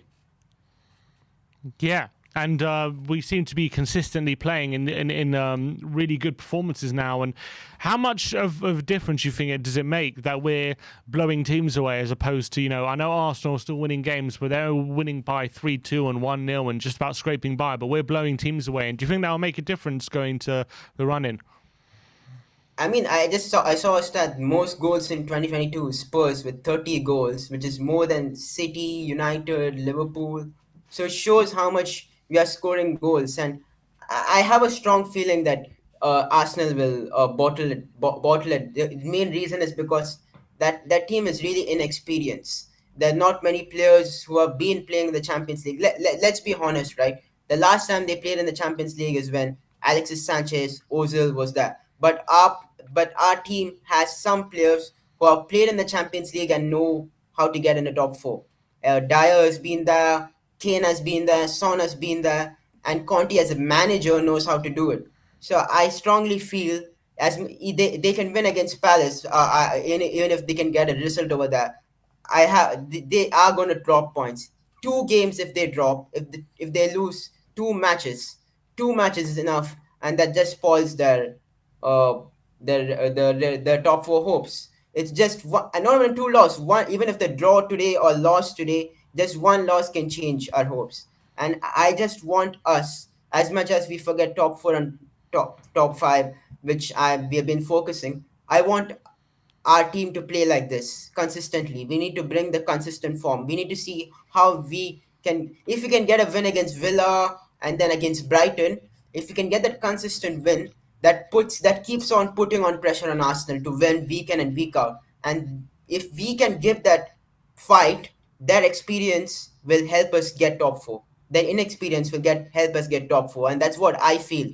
It's how we capitalize our wins and get till the end, so that inexperience will help us get the top 4. Yeah, I mean, you were talking before about Conte going for the title next season. Do you really think that we can bridge that gap between Liverpool and Manchester City? Look, I'm not saying we are going to we are going to win the title, or he as a manager, even if it's 3 or 4% chance, where whatever squad he has, he's going to. When he went to Inter Milan, no one thought Inter Milan is going to beat Juventus for the title. He went over there, won the title. I know Chelsea, as much as finished 10th, he went next season and won the title. He will he is gonna, as we may finish second or third, but for sure we're gonna finish top 4. That's guarantee. If we get the signings, we're gonna show. But for sure he is gonna aim for the title. As much as the teams are stronger, his ambition will be aiming for the title, and he keeps on saying that I'm not here for in this club to finish top 4. He keeps on saying that his ambitions are higher, and we need to match his ambitions. So as much as this, even if it's 3% chance or 4% chance, 10% chance, he will aim for the title. We can see players like Davis, Doherty, and many players he has improved in 7 months. So what makes us not me believe that new signings and a whole preseason can make this team play 10 times better than what he is? For sure, it is a truth. Big game tonight. Palace against Arsenal.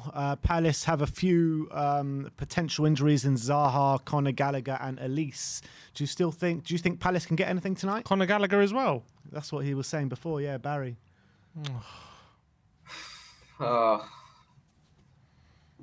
I hopefully there's some kind of twist in the game. Hopefully, but there's a lot of key players missing for Palace, and that may actually haunt them. But as Barry said, football is a funny game. We don't know what happens, and it's pressure on Arsenal. It's the first time they're on pressure.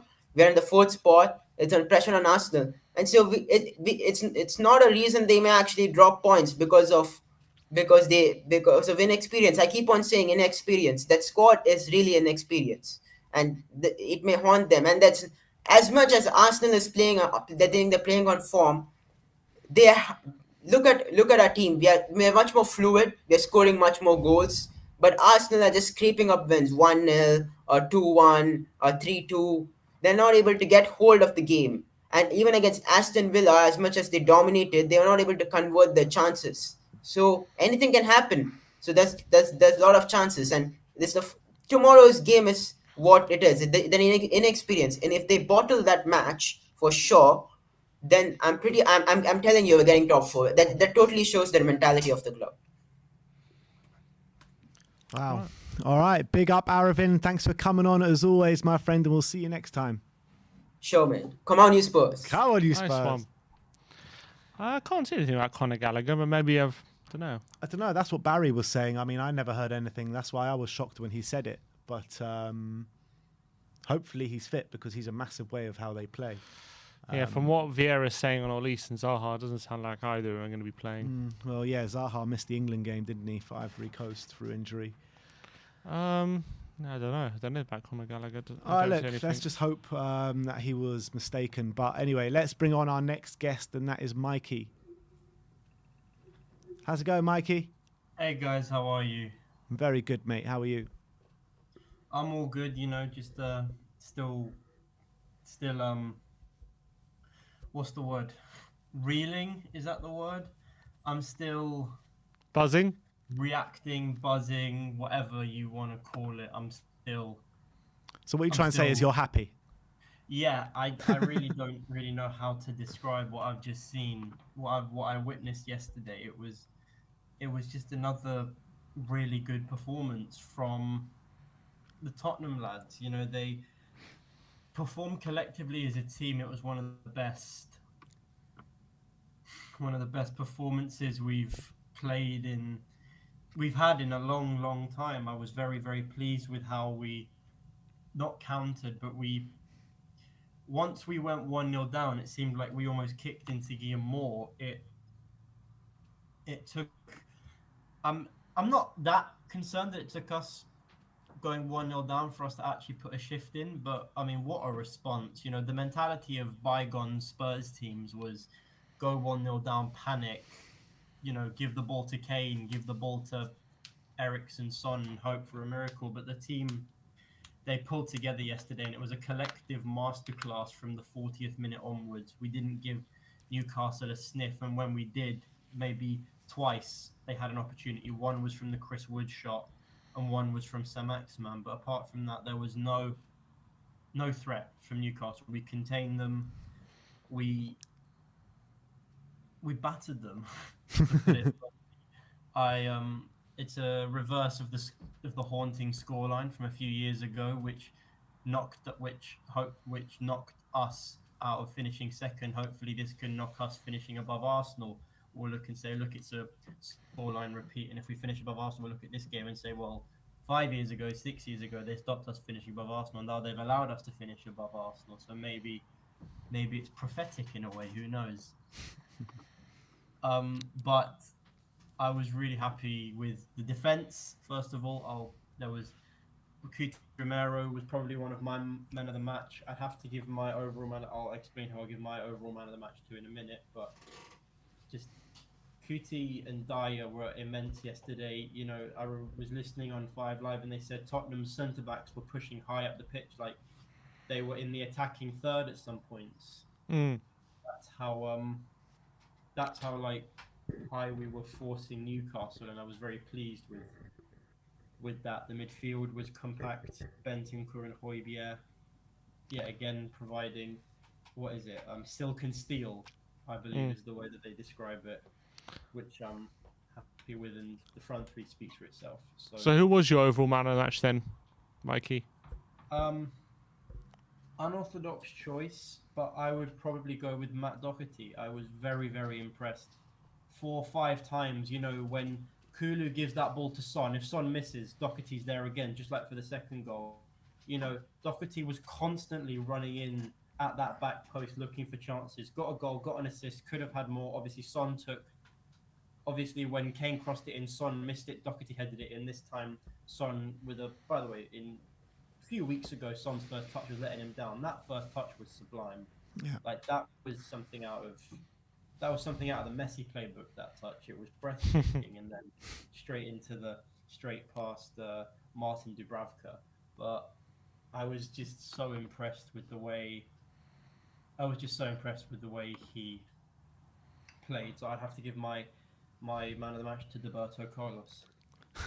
Nice. In terms of the top 4 race now, are you confident that we're going to get it? Are you expecting us to get it now? What's your feelings on it? If us and Arsenal, but the thing is, they have, obviously one of their games in hand is against us itself. Like, obviously one of their games in hand is against Tottenham. But that other game in hand, that the fact that we're on the same number of points with them, even if we do beat them at the Tottenham Stadium, which I fancy our chances, the only thing is that they have that game in hand, which even if they win all their games till the end of the season, they will get top 4. Like, it's a fact. So we have to. It's a little bit disconcerting that it's not in our hands, but I don't think Arsenal can keep up a 100% record to the end of the season, especially with the games that they have coming up: the West Ham, the Chelsea, the other games that they've got to play. Obviously, we've got to play Liverpool, which at Anfield, which, you know, even the most optimistic of Spurs fan would say is definitely our most difficult game over this run of 8 games that we've got coming up. But I'm not expecting it. I'm not saying it's ours to lose, because at the moment it's Arsenal's to lose. It's ours to win, but it's Arsenal's to lose, and that's what I think some Spurs fans have to remember. I'm not saying any names, of course. I don't mean anyone in particular. I'm just saying that some Spurs fans need to realistically look at it and say it's Arsenal's to lose, not ours. It's ours to win, but it's also Arsenal's to lose. So I'm quietly confident, but I don't necessarily think that it's a shoo-in. Mikey, would you rather be the team ahead, or would you rather be the chaser? I think that with that, again, you've got to look at the game schedules, because Arsenal have got harder games than we do. So in this instance, but if you're the one in top 4 and you've got an easy run of games, then you want to be already there. But nothing's won yet. They've got 10 games to play. They've got 9 games to play. We've got 8 or however many they've got to play. Yeah. So obviously with the game tonight, they'll have 9 games after this one. We have 8 or whatever. So they have the game in hand. In the context of this, I would actually rather be the chasing pack, because knowing the game schedules is a massive part of that argument. So I'd rather be Tottenham, because we're chasing them with easy, no disrespect to the teams, but I would rather face teams like Leicester and Brentford and Burnley than Chelsea, West Ham and Man United, or whoever they've got, Chelsea, West Ham and the other team that they've got in the space of 7 days. So that's going to be a test of their mettle. And I think they might start to crack. Obviously, I would, if Crystal Palace were fully fit, I'd actually go for a draw in that game. But if you say they're missing players like Gallagher, like Zaha... Well, we're not sure about Gallagher, actually, but definitely Zaha and Olise are big doubts. Well, then I'd have to use, however painfully it is to say, that Arsenal are probably going to end this game week back in the top 4, knocking us out, which I'm sure they'd love, we'd hate. But who would you rather be with the game schedules? If you look at it objectively, I'd rather be Tottenham. But that's just my opinion. And I just want to say one thing. I've noticed every game, no one seems to be picking up on this. And I'm just a 19-year-old football enjoyer. So I'm sure the scouts or the professional teams are looking at Tottenham and going, yes, you've got a team that likes to but you've got a team that likes to exploit the space behind you, don't give them space. But then if you look, whenever Kane drops deep, before the ball's even into Kane's feet, Kulu and Son are on their bikes, ready to make the runs in behind. It's like Kane drops into the sort of attacking midfield position, one ball around the corner, takes a touch and a ball over the top, either from right to left, curling over the defence to meet Son, or from left to right to meet Kulusevski. And they were doing, I watched Match of the Day last night as well, and they were doing the analysis on Ryan Fraser, who was picking up Doherty, the wingers were picking up the fullbacks and the fullbacks were picking up the wingers. But as soon as they went 1-0 up or came into the second half, they stopped picking up the runners and it decimated them. When you've got those two running in behind, and even if Kulu or Son gets injured, you've got willing runners like Lucas Moura and Bergwijn ready to step in. But I think losing, obviously, our season is by no means over, but there's definitely the best is yet to come. I think I'm very much looking forward to this run in, the drama and the excitement of the top 4 race, and giving us. We're gonna do it, yes or no, Mikey? Can we do it? Will we? We can do it. Will we? If Arsenal lose one of their games in hand, if we get onto equal points with Arsenal, I fancy us to do it. I fancy us to beat Arsenal. So are we going to do it? Yes or no? We are equal points with them. We are equal points, but obviously they have the games in hand. If we go into the same amount of games, same amount of points. Come on, Mikey, just give me a yes or a no. Yes. There we go. Come on. Big up, Mikey. Thanks for coming on today, mate. And we'll see you next time. See you next time, guys. Bye. Cheers, mate. See you, Mikey. That was Mikey, everyone. Let's go. I think, is this our last quarter of the day? To KPV. KPV, my lord. KPV. Come on. Yo. How's it going, Carl? You good? Yeah, I'm good. Still buzzing. But how's that not red for Burn? Seriously. Tell me, how's that not red? When? What was the red? For Dan Burn. What did he do? Fly tackle on Kane, or Bentancur, whoever it is. Or Kulu, actually. How's that not red for Dan Burn for Newcastle, honestly? Biased refereeing, Carl. Biased, and how's that not red for Joe Linton? Because Bentancur didn't start, it was Joe Linton, and, like, how's that not red for them too? Like, they shouldn't have been off. Easy. And, like, they got battered and their unbeaten run at our new stadium is over. So their record at our new stadium is now officially poor. They're finished, Kyle. They're finished. Like, yes, you're finished, Flood. You're finished. Like, Eddie Howe is finished. It's over. Like, I'm serious. Like, yeah, it's finished, kid. They're shit. Since he's come in, they've not won a single game. And 3 goals at the bridge for Eriksen, 2 with Tottenham, 1 with Brentford. Like, shout out to Christian Eriksen. Do you want him back, Carl? Hell yeah. Give me a hell yeah in the chat, everyone. Oh, hell yeah. Have you been watching a bit too much Stone Cold Steve Austin on the weekend? Oh, come on. You know better than that. Come on. Like, yeah, I watched it last night. And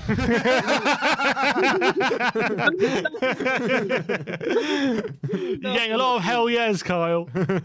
yeah, like, but I want to know, why did Pat McAfee want a match with the boss, Vince McMahon, when it was the wrong decision? Pat just beat stupid Austin Theory, who no one in the WWE likes. Like, he's not going to be the next John Cena, scumbag, and he will never beat Roman because Roman Reigns just beat Brock Lesnar. So, Brock. Carl, you know this is We Are Tottenham TV, not We Are WWE TV. Whatever, dude. Same thing. Whatever. Anyway, as I'm saying, but brilliant win, 5-1, and I just want to wish Teddy Sheringham happy birthday from a couple of days ago. He's Happy 50, birthday, Teddy. And yeah, so, and Ginola was in the studio with the foe yesterday. Yeah. So big up them two. But roll on Saturday, Villa, and then we've got Brentford after that. So, but I think Brighton, then Brentford, I think. Or is it Brentford, then Brighton? I'm not sure. no, wait. If Brentford's on the 23rd of this month, then it must be Brighton. But yeah. So yeah, like we're on a good run now. So if we can win them, then I think we have Liverpool. Then on the 12th of May is the North London derby. That's been confirmed by the Sun. So yeah, that's been confirmed. I saw on Twitter. It's on the 12th. It's on a Thursday. I thought it'd be a Monday, but no, change of plans on the 12th, Thursday. So I'm gonna miss Chelsea's football. I'm going to the game, and I don't care if no one lets me go because I'm not gonna be stopped. And He's never gonna stop. Ben, I've got a question for you, my friend. Oh, here we go. Go on. Have you got that video on YouTube when you pushed the steward in that 4-all draw at the Emirates? Because When I pushed the steward. no, the steward when you went to the Emirates in that 4-all draw in 2008. Oh, to get back in the stadium. No, I don't. I don't. No. Oh, well. It's before the YouTube days. Well, I suppose you ain't, but yeah, like, and tell me what 3 defenders have scored in one game for any club. No one. Only our 3 have now, and I expect Pierre-Emile Hoy-Basket to score against Villa again, like he did earlier in the season, 2-1. Like, I know they're not on a good one, Villa, so we can beat anyone. So, yeah, then why not? And Palace tonight, Kyle? Are they getting something? I hope so, because, yeah, they've got their former captain, and, yeah, like, no one likes him. I know he's played for the scum, but I know if they win, do they go above us or we stay above them? Like, If they draw, they go above us, unfortunately. Oh, so if they win, they don't, yeah? If they win, if they win, they definitely go above us. I hope not, because I want Palace to win. Like, I haven't. What's your score prediction for tonight? 2-1 Palace. Like, go on. Yeah, 2-1. Like, I think they've got Edward, but he's been pretty shit lately. So, Bentancur, he scored against Arsenal before. So, yeah, I expect a Belgian man to score. But whoever is going to score, I don't care. Just please do us a favour, Vieira, and like, yeah. Then when the scum come to ours, we're going to give them a baton they deserve. Absolutely. 5-1 Right. again, 5-1 again, and Eric Dyer to wind them up again since that 4-2 we lost. So Dyer to do it, and yeah, 4 defenders, and we all know Kane loves the North London derby. So even though he didn't score earlier, Son does. So I think he's got 4. Kane, it's time to shine, kids. Even though he's a few goals behind Salah, Son's now scored. So, but it's time to. And St. Tottenham Day still cancelled. So if they try, and Arteta can keep our name out of his mouth, because grow up, you Spanish prick. Keep our name out of your mouth, or else you know what's going to happen. You're going to get a bro kick like Sheamus would still. So keep our name out of your mouth, you prick. All right. All right, Big up, Carl. Carl. Love it. Thanks for coming on today, my friend, and we'll speak to you next time. Yeah, I'll see you hopefully Sunday. Come on, you Spurs. Big up. Top 4 is ours, and always Levy out. All right. see Nice you one, later. Carl. All right, so I think that draws a close to Good Morning Tottenham. Twitter Reacts will be coming your way very soon, along with the 5 takeaways and player ratings as well. So thank you, everyone, for joining us today. Action-packed day of We Are Tottenham TV content coming your way. Like, subscribe, and comment. And as always, Come on, you Spurs.